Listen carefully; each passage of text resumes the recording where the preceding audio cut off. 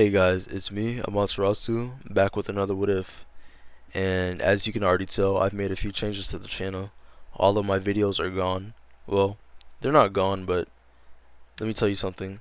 If you go to the playlist part of my page, there's going to be a playlist saying old What Ifs. There is going to be all my old text-to-speech What Ifs, all of those. So if you came back to if you came back here to listen to some of my old what ifs and you just didn't see anything, go to playlists, go to old what ifs, and they're all gonna be there. And secondly, of course, I'm not using text to speech anymore. I'm just gonna start narrating myself. Text to speech, I mean, it costs a lot, man. So it'd be better if I narrate for me, for pocket, financially wise.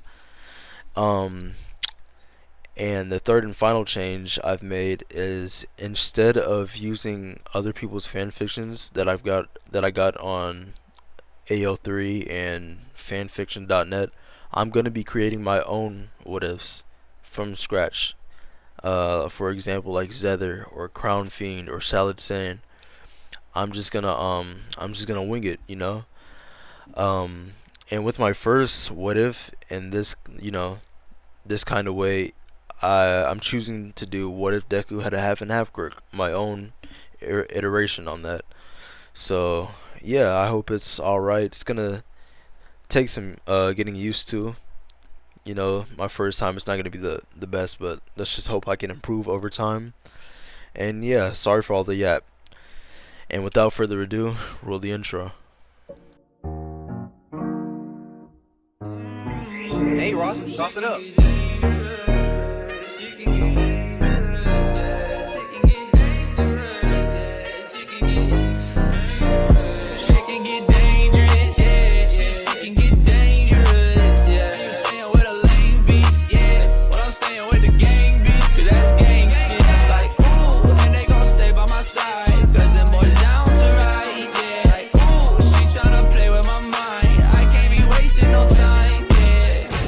Boys, my wheels got in my bag and I got all my feels. I'm getting this paper, I'm stacking a meal. I'm with your hoe in the house on the hills. Yeah. I'ma keep it real, at the sacrifice and try to get my bands up. Shorty wanna fuck with me, she see me on the camera. She said she in love with me, but really I can't stand her. She just want part of this life cause she see me on the ground. They say it started with a single glowing baby. That's the story everyone knows. A child born in a hospital in China, radiating light like a miniature sun. No explanation, no warning, just brilliance. Pure and blinding. Some called it a miracle, others called it the end, and in a way, both were right.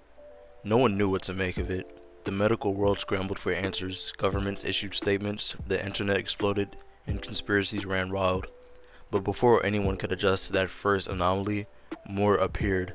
A woman in Paris who could float, a boy in Cairo who could turn his skin to metal, a man in New York who spoke and made glass shatter, and soon, everywhere, the human race was changing. The old world didn't end in fire or war, it ended in confusion, wonder, fear. The laws of nature bent around us like metal in a forge, reshaping society, culture, and science all at once. They named it quirks, a word too small for what it truly meant. It didn't take long before everything to spiral. With new gifts came new ambitions. Some used their quirks to help, lifting rubble after earthquakes, saving people from burning buildings, healing the sick with a touch. But others they saw a different path. People with powers robbed, destroyed, hurt, and killed. They built empires out of fear. They acted above the law, and sometimes even becoming the law. The world needed something more. That's when the first heroes arose. At first, they were just brave citizens, quirked vigilantes with no formal training, stepping into where the system failed.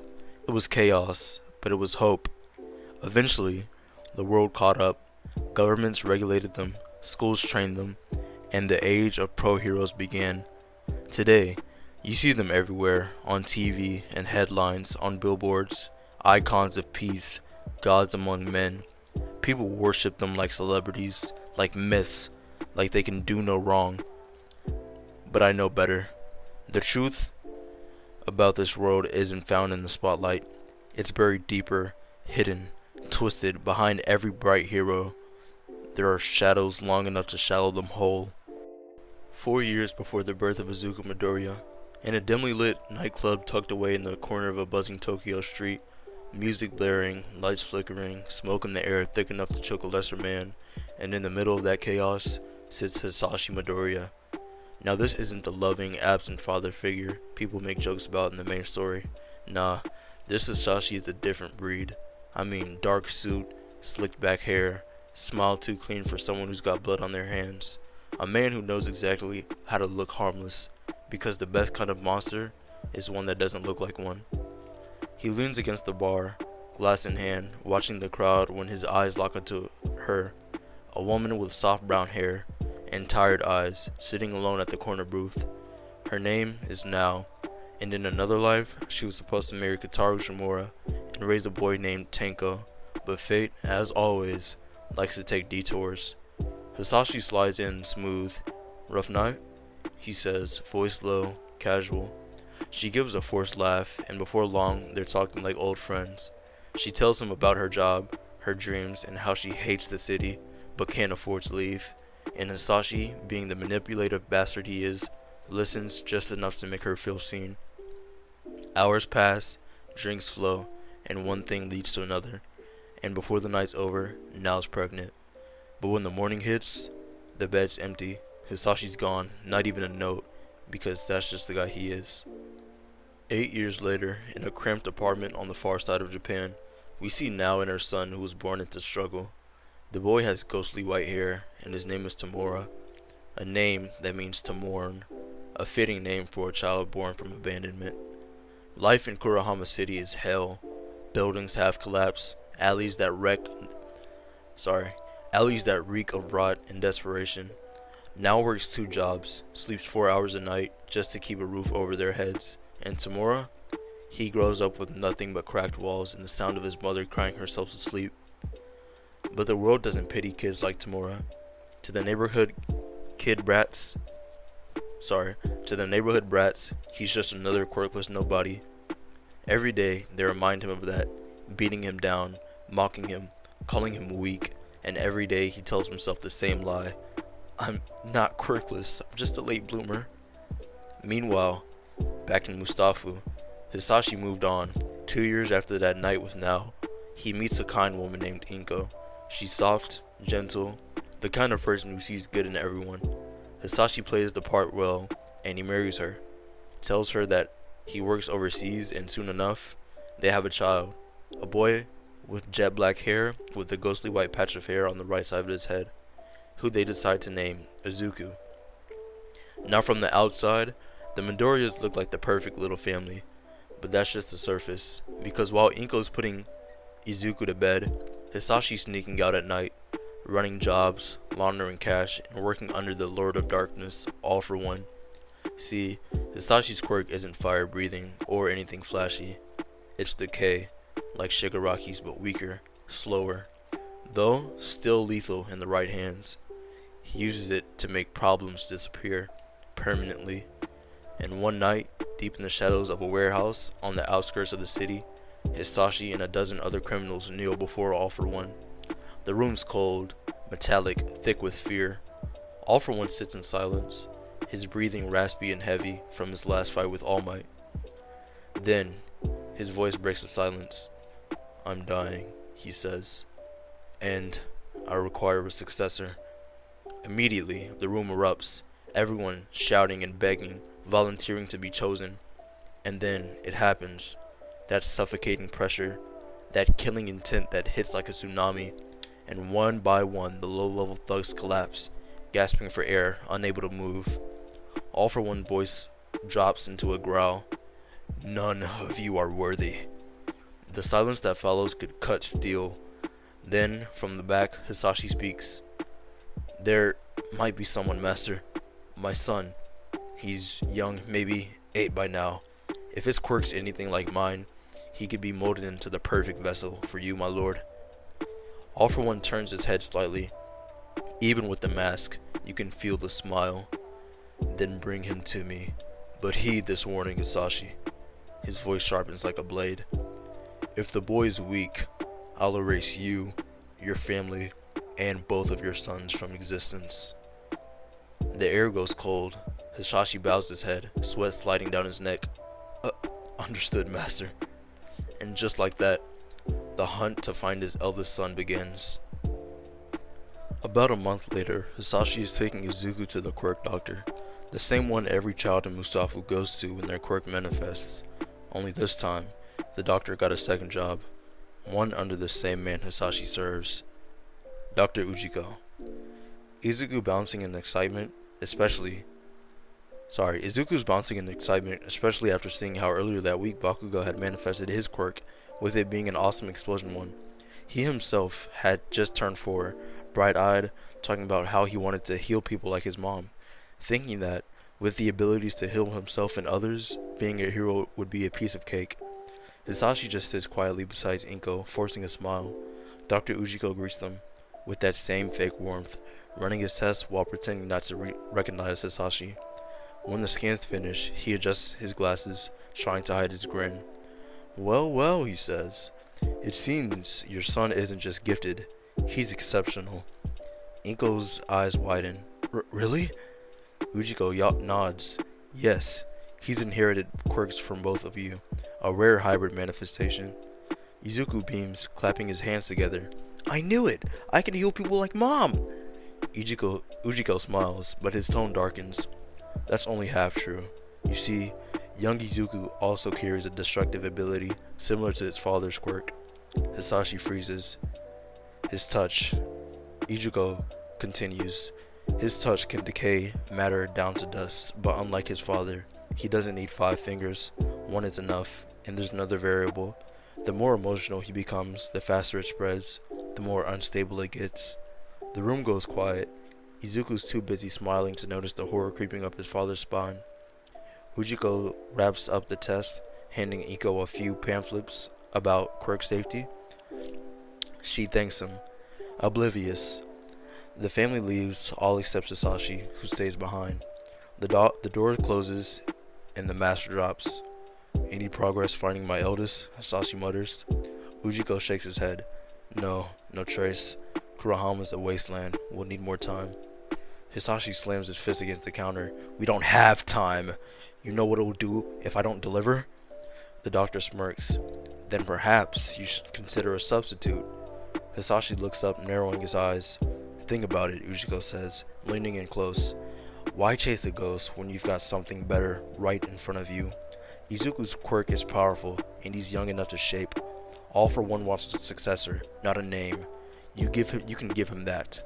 Hisashi hesitates, and his jaw tightens. He's my son. Ujiko's grin widens, and so is the other one. The words linger like poison. Hisashi exhales, steadying himself. I'll think about it. He leaves the lab, walking into the cold night, the echo of his own footsteps louder than his own thoughts. Meanwhile, 2,000 miles away, the wind howls through the cracked alleys of Kurahama City. Tomura, now 8 years old, walks alone, hands in his pockets, bruises still fresh from another day of getting jumped. But tonight's different. It's his mother's birthday. He's been saving up spare yen for weeks, hoping to buy her something small, anything to make her smile. He wanders through the trash-littered streets until he spots a man sitting against a wall, cigarette smoke curling around him like fog. The man looks up, one eye half shut. Hey kid, what are you doing out here alone? You trying to get yourself killed or something? Tomura flinches. I'm looking for a gift for my mom. The man chuckles. A good son, huh? I know a place. Come on, I'll show you. Tomura hesitates. Every instinct tells him not to follow. But the thought of going home empty-handed hurts more than the fear itself. So he follows the man. The man leads him down a side alley deeper into the dark. What's your name, kid? Tomura, he stammers. The man repeats it slowly, like he's tasting it. Tomura, huh? Interesting. After they arrive at their sketchy-looking shop, the man greets the clerk at the register and tells him how he wants to give this boy a gift for his mother. After saying this, he whispers into the clerk's ear, out of range from where Tomura can hear them. After that, the clerk lets out a chilling smile, and he goes into the back of his store to find a gift. coming back out with a necklace. He gives it to Tomura, telling him to expect it. When with Tomura gaining a big smile, seeing how pretty it is. Before his smile falters, reaching into his pockets, remembering that he only brought around 800 yen, which was all that he could muster up. But before he speaks up to tell the clerk that he doesn't have enough money, the clerk speaks up first, telling the boy that just for him, he'll make it only 800 yen. Tomura's eyes light up before handing the clerk the measly 800 yen, thanking both the clerk and the man for what they did for him, before running out of the shop. As the kid leaves and they hear the door shut, the man smiles at the clerk, asking if all the preparations are ready, with the clerk nodding with that same chilling smile. Tomura runs all the way home, clutching that small box like it's a treasure. His tiny apartment sits wedged in between two already decaying buildings, the walls peeling, the air thick with mold. Inside, his mother's sitting at the table, staring at an overdue bill, her eyes dim, but still kind when she sees him. "Tomura, you're late, sweetheart?" He grins, hiding the box behind his back. "I was getting you something, Mommy." He sets it down on the table with a proud smile. "Happy birthday, Mom." Now blinks, speechless. She hasn't celebrated her birthday in years, not since Sasashi vanished and left her to rot in the city. Tears well up as she unwraps it. Inside is a small silver necklace, simple but beautiful. "Oh, Tomura, it's lovely," she whispers, pulling him into a hug. "You didn't have to, sweetie." Tomura smiles into her shoulder. "You worked so hard for me, Mom. I wanted to give you something back."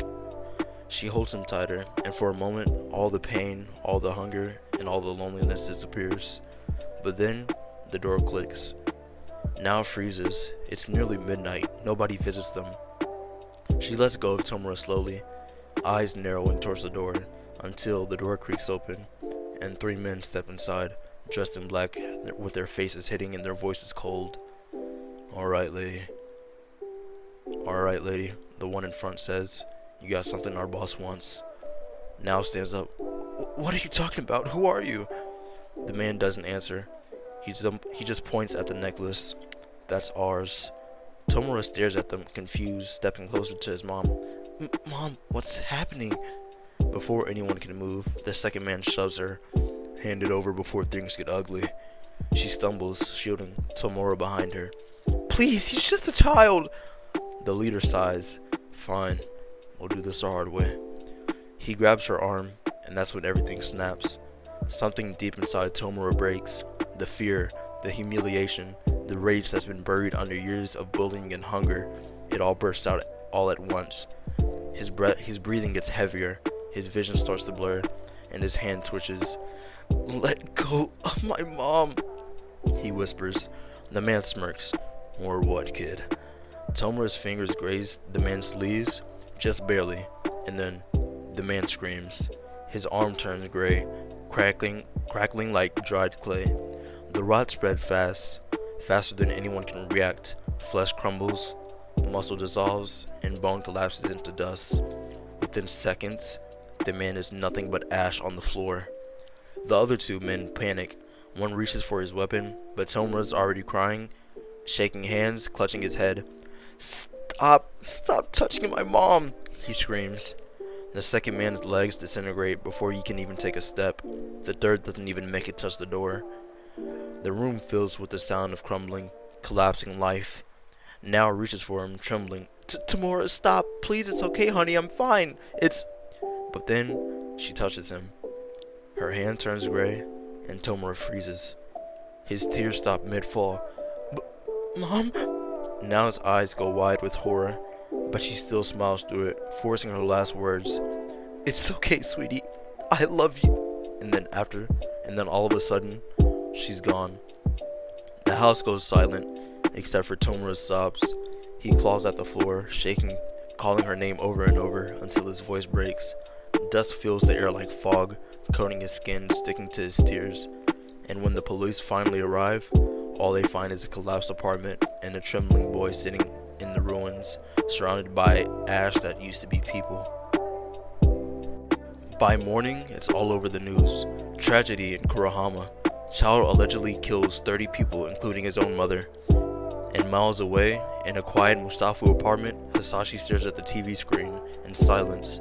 The report showing the boy's face, pale, broken, with hair white as snow. Inko's in the kitchen humming while making breakfast. She doesn't notice the way Hisashi's hand tightens around the remote until it cracks. He slowly stands up, walking into the other room. He pulls out his phone. "All for one," he says in a low voice. The line clicks. The familiar deep mechanical tone answers. "You have something to report, Hisashi?" "There was an incident," Hisashi replies. "In Kurahama, a boy around 8 years old decayed an entire apartment complex. The description fits. White hair, male. I think that's my son." There's a pause, then a deep chuckle. "Excellent. Send me the location." Hisashi hesitates. "And what about my younger son?" Silence. Then, "Keep the boy close. He may yet serve a purpose." Then the line cuts. Hisashi exhales slowly, looking towards Izuku's room through the half-open door. He sees his son sleeping peacefully, clutching an All Might plushie, unaware of the monster standing just a few feet away from him. Hisashi whispers to himself, "Let's just hope you're not much like me." He turns away, but deep down, he knows that hope is useless, because monsters don't just appear out of nowhere. They're born, molded, and shaped by the hands of people who should have protected them. And tonight, two brothers have started walking two very different roads, one towards destruction, the other towards salvation, or something far darker than that. And that's where we're gonna leave this part off from here. Yep, this is man, that's different. It's different. It's different. I'll tell you that. I mean, it takes a lot more time with that, and then I think I'm gonna be one of those guys who doesn't really focus on editing too much of my mistakes. I just want it to be raw and authentic. But yeah, let's just hope I can improve over time. And yeah, I wish all of you have a great day. Make sure to subscribe, and yeah, I'll get to going. Have a good one.